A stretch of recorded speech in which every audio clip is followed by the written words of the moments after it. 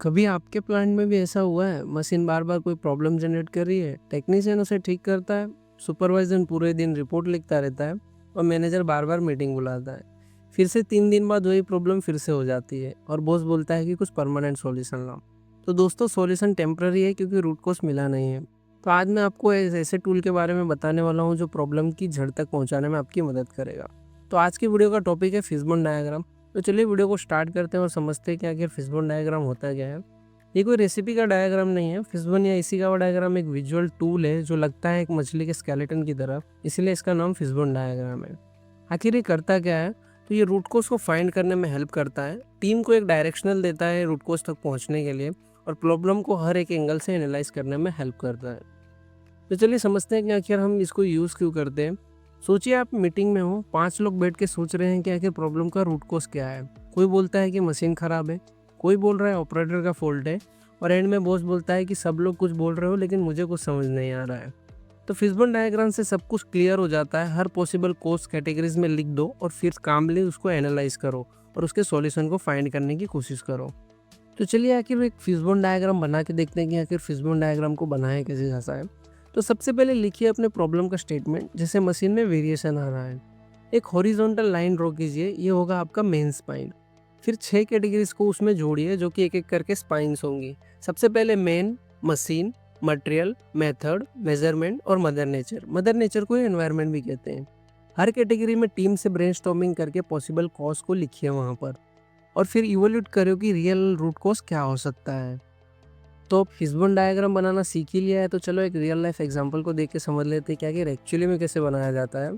तो यहाँ पर एक प्रॉब्लम मैं ले लेता हूँ कि part is fix on jig, so jig need to align manually parallel to each other, also part not fix 100% straight due to manual fixing, hence this activity perform by Allen key it's consuming more time. मतलब ये कहना चाहता है कि हमारा zig जो है वो मैन्युअली हमें अलाइन करना पड़ता है पार्ट के हिसाब से, और साथ में उसे फिट करने के लिए हमें एलन का भी यूज़ करना होता है।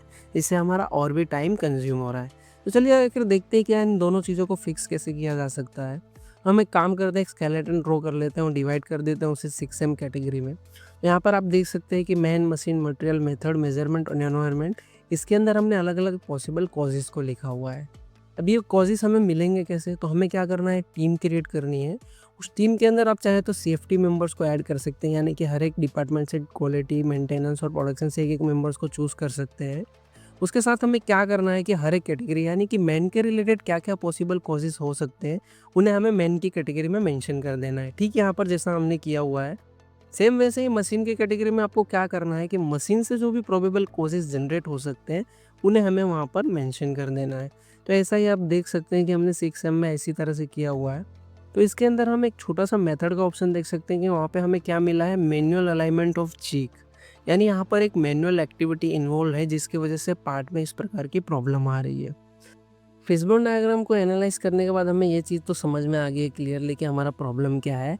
इसका सिंपल सा प्रॉब्लम है कि हमारा जिग सही से फिक्स नहीं हो रहा है क्योंकि वहाँ पे मैनुअल अलाइनमेंट अवेलेबल है और साथ में हमें एलेंकी का भी यूज़ करना पड़ रहा है, जिससे टाइम और भी कंज्यूम हो रहा है।